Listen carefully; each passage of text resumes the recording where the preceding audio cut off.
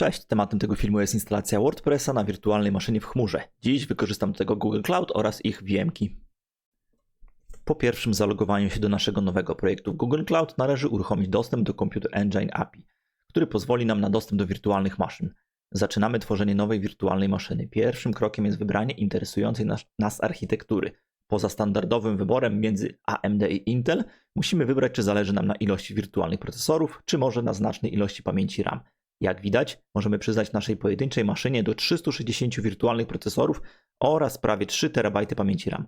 Oczywiście są też maszyny stricte pod obsługę większej ilości kart graficznych. Kolejną rzeczą jest polityka dostępności naszej maszyny, ale przy tego typu stronach internetowych sprawdzą się tylko standardowe rozwiązania. Instalacje spod są sporo tańsze, ale w każdej chwili mogą być nam odebrane, na co godzimy się ich używając. Poniżej po lewej stronie mamy zasady dostępu do naszej maszyny. Tutaj możemy przyznać dostęp do zarządzania konkretnym osobom czy działom w naszej firmie. Następnie skrót do podstawowych funkcji firewalla, czyli możemy zezwolić na dostęp do naszej maszyny ze świata na porcie 8443, a także na dostęp z load balancera, na monitorowanie dostępności naszej wirtualnej maszyny. Jeszcze niżej mamy ustawienia sieci, dysków, bezpieczeństwa oraz np. ustawienia, co ma się stać z dyskami naszej maszyny po jej usunięciu. Po prawej stronie mamy cały czas dostęp do szacowanego kosztu utrzymania naszej maszyny. Oczywiście nie wlicza się w to ruch wychodzący z serwera czy rezerwacja adresu IP. Teraz widzimy sposób szyfrowania naszych danych. Wybieramy, czy Google ma zarządzać naszym kluczem szyfrującym, czy też zrobimy to sami. Przejdźmy też do wyboru, gdzie ma się znajdować nasza maszyna. Mamy do wyboru wiele lokalizacji, dlatego wybieramy tę, która znajduje się najbliżej osób, które będą odwiedzały naszą stronę. Musimy też wybrać strefę naszego regionu. Trzecia zapewne będzie najnowsza i z największą dostępnością serwerów. Przy typach maszyn możemy też samemu zdecydować, na czym nam zależy. Kolejną rzeczą jest dysk startowy. Tutaj wybieramy system operacyjny, z którego chcemy korzystać na tej maszynie. Ja wybieram Red Hata, ponieważ uważam go za najbezpieczniejszy. Zwróć uwagę, że poza wersją systemu jest też widoczna wspierana architektura. Jeżeli mamy własny klucz, możemy też z niego skorzystać. W przeciwnym wypadku płacimy za niego razem z opłatą za serwer. Tutaj też możemy wybrać, jaką pojemność ma mieć nasz dysk systemowy. Możemy też stworzyć plan tworzenia kopii naszego systemu. Jak widzimy, koszt naszej maszyny zwiększył się. Na chwilę obecną to prawie $78 netto. Sponsorem naszego dzisiejszego filmu jest firma Draftway, która m.in. specjalizuje się w szkoleniach z Jira i Confluence. Czekamy, aż nasza maszyna zostanie uruchomiona. Pierwsze uruchomienie to jest znalezienie dla nas fizycznej maszyny i przyznanie rdzeni procesora oraz pamięci RAM. Proces ten zazwyczaj trwa około 5 minut. Nasza maszyna jest już dostępna. Skopiujmy gotową komendę, która pozwoli nam się z nią połączyć za pomocą narzędzia G-Cloud. Uruchamiamy terminal na naszym komputerze i wklejamy skopiowaną komendę. Czekamy chwilę, aż klucz publiczny naszego komputera zostanie dodany do wirtualnej maszyny i połączenie ustanowione. Sprawdźmy w pierwszej kolejności dostępne partycje oraz uruchomione procesy. Pora zainstalować Apache. Przy okazji aktualizują się zainstalowane biblioteki oraz narzędzia.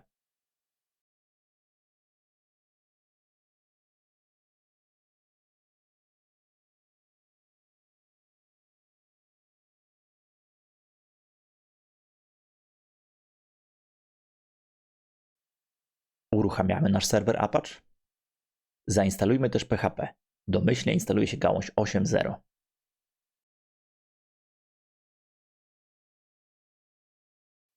Na pewno przyda nam się biblioteka PHP MySQL-ND. Teraz restartujemy Apache.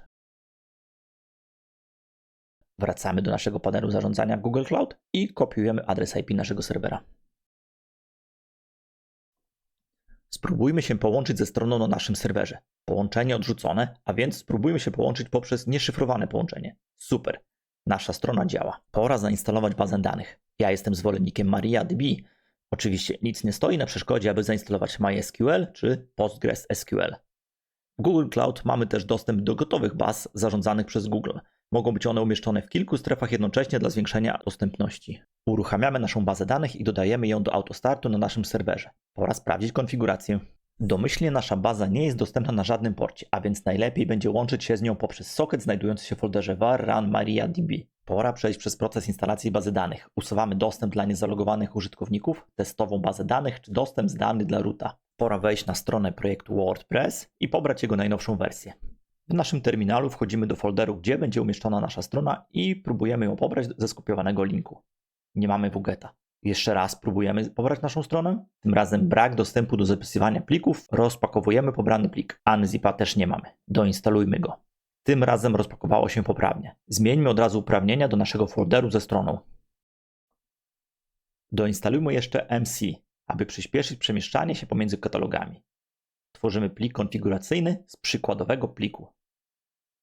Pora zalogować się do naszego MariaDB i założyć bazę danych dla naszej nowej strony. Zakładamy też użytkownika o tej samej nazwie oraz hasło dostępu do strony. Nadajemy temu użytkownikowi uprawnienia do korzystania z założonej bazy. Na koniec przeładowujemy uprawnienia i wychodzimy z bazy danych.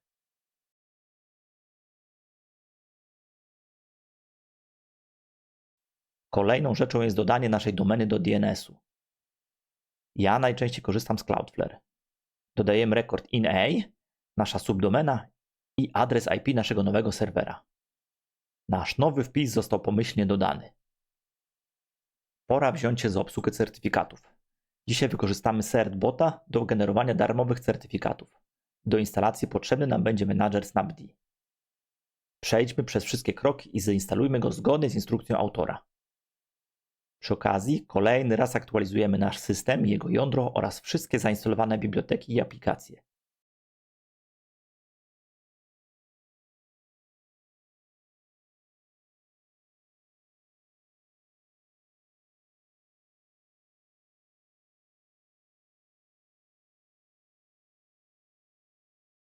Nasz menadżer jest już zainstalowany. Kolejnym krokiem będzie zainstalowanie CertBota.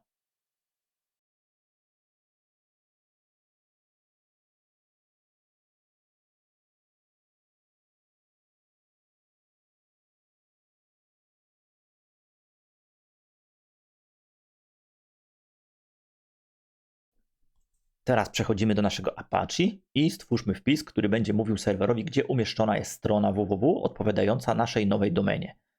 Ustawmy też ścieżkę do tworzenia logów dla tej strony.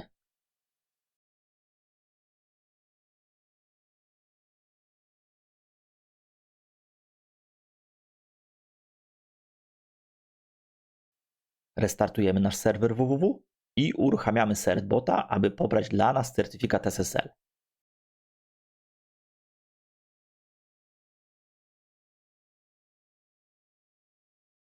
Certyfikat pobrany. Pora wskazać serwerowi www, gdzie może znaleźć odpowiednie pliki certyfikatu.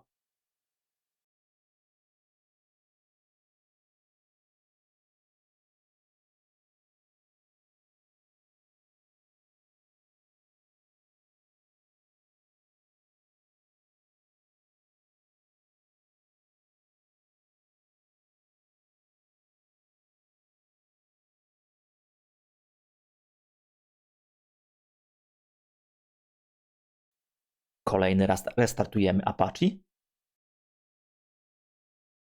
Pora skonfigurować WordPress.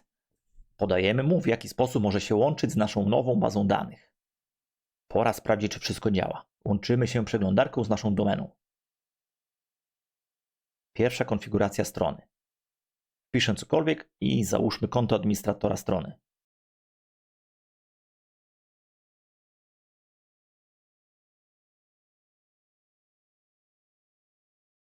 Sukces, strona działa.